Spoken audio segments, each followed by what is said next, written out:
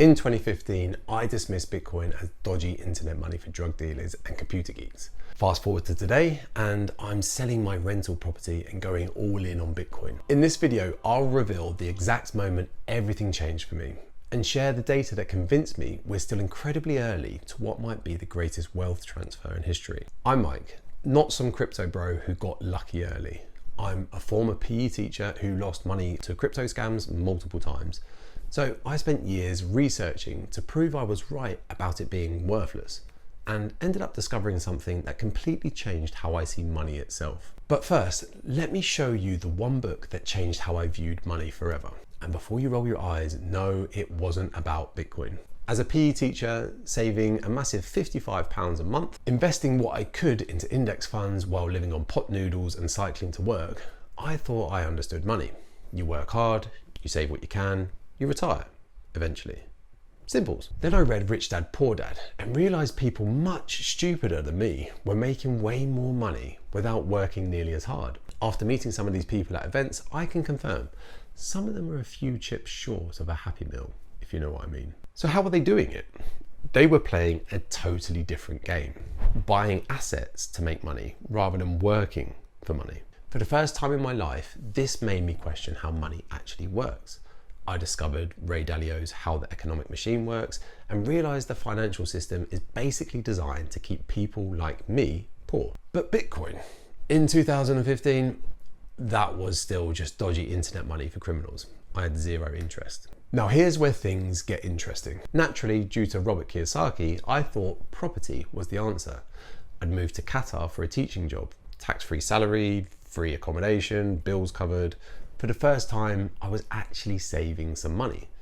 So I bought a rental property in 2018 in the UK. Looked amazing on paper, buy, refurb, rent, refinance. The perfect strategy, until it wasn't. My property investment became a financial nightmare. Endless solicitor fees, unexpected repairs, countless hours dealing with tenant issues, all for a measly 3.2% return. Meanwhile, I'd heard Bitcoin was doing something crazy.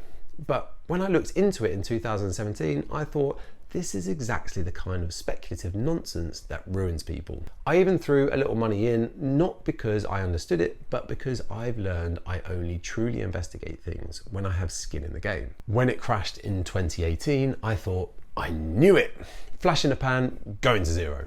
I even fell for one of those 20% a month return schemes. That disappeared with my money. So I told anyone who'd listen that Bitcoin had to be a scam.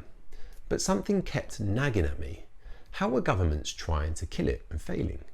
India, Algeria, Indonesia, Egypt all banned it. China labelled mining a scam industry and eventually banned it in 2021. Yet the network barely noticed. It just kept working. Then something happened that changed everything. When COVID hit and the world locked down, I suddenly had something I'd never had before. Time. Lots of it. That's when I went down the Bitcoin rabbit hole properly. I started with dodgy Kindle books from random crypto bros that just made Bitcoin seem even shadier. Then I discovered The Bullish Case for Bitcoin by Vijay Boyapati. That book changed everything for me. But what hit me was when I plotted Bitcoin's price history properly.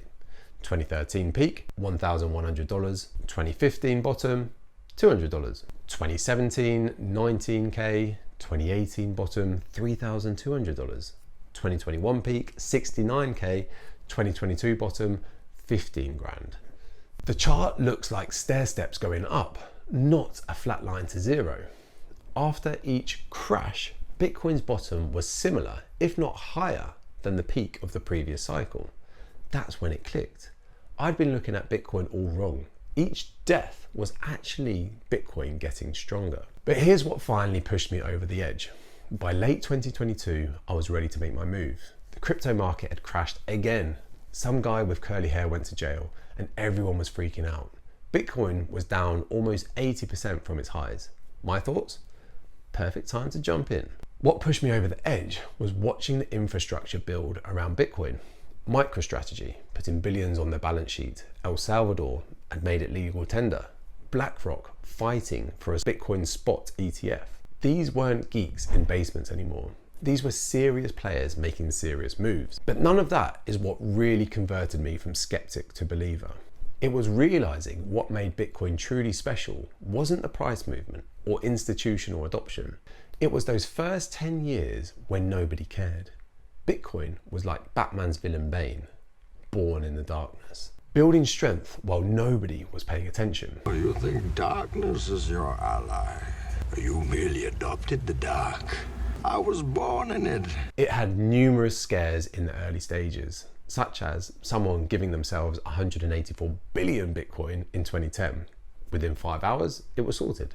In 2013, Bitcoin accidentally split into 2 versions when people used different software, but miners quickly coordinated to fix it. They all got sorted out without a centralized party deciding to, making Bitcoin stronger after each attack, aka antifragile.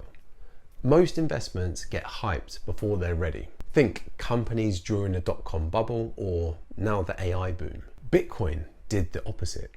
It built a bulletproof network of roots before the sunlight ever found it. After 15 years and thousands of Bitcoin is dead headlines, it's still processing blocks every 10 minutes with a 99.99% uptime. That's when I realized this isn't just another investment.